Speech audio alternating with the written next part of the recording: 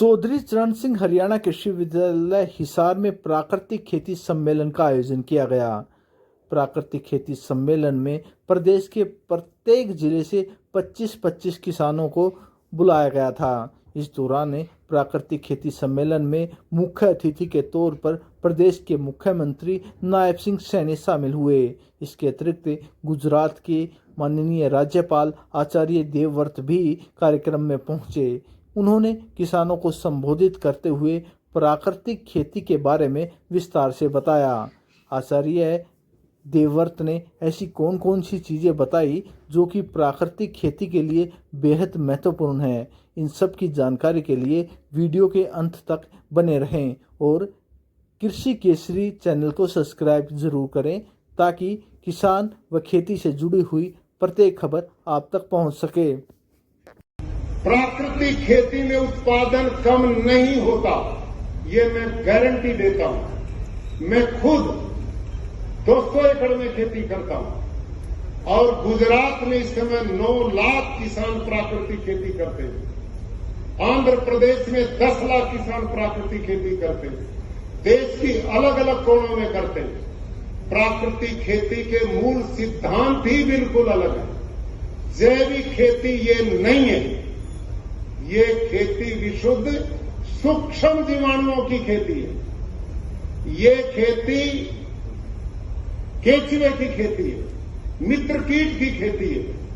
जंगल में जैसे urea DAP की जरूरत नहीं, गोबर की खाद जरूरत नहीं, पानी की जरूरत नहीं, वहां सब कुछ है। यही नियम हमारे खेतों में एक समय के बाद काम करेगा। अब मैं प्राकृतिक खेती के मूल सिद्धांत की ओर बढ़ता हूं। ये क्या है? इसमें हमने जीवाणु पैदा करना धरती में। यहां पर बैठे साइंटिस्ट महानुभाव कहेंगे आप फास्फोरस कहां से लाओगे, पोटास कहां से लाओगे, नाइट्रोजन कहां से लाओगे, ये तत्व कहां से पैदा करोगे। अब मैं बताता हूं कैसे पैदा होंगे। ये जो देसी गाय है ना, बोलो गौ माता की, गौ माता की, ना दूध पिएंगे ना गाय पालेंगे, गौ माता की हो जाएगी। क्यों सर?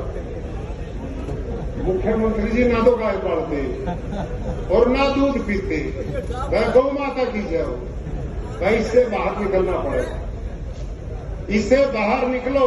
अब समझो, यहां डॉक्टर बलजीत सारंग जी बैठे, इसी यूनिवर्सिटी के साइंटिस्ट। ये दोनों साइंटिस्ट ये आपके बीच में डॉक्टर हरिओम जी, इन लोगों को दोनों को मैं बधाई देता हूं। और ऐसे 12 साइंटिस्ट मेरे पास हैं।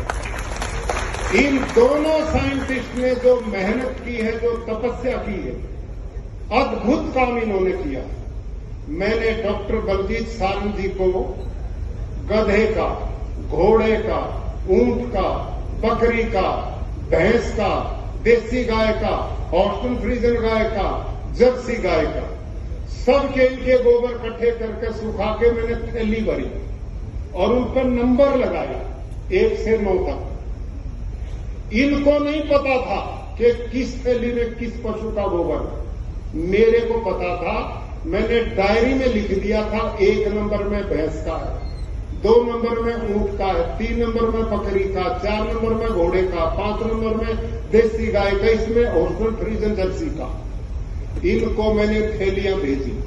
ये माइक्रोबायोलॉजी के साइंटिस्ट हैं। इन्होंने 6 महीने उसके ऊपर लगा दिया और पूरी खोज बीज करने के बाद इन्होंने मेरे को जो थैली पकड़ाई ना, वो थी भारतीय नस्ल की देसी गाय साहिवाल की। और इन्होंने कहा ये भंडार है सूक्ष्म जीवाणुओं का, ये है खेती की जान, ये है मिट्टी को, धरती मां को उपजाऊ बनाने का तरीका।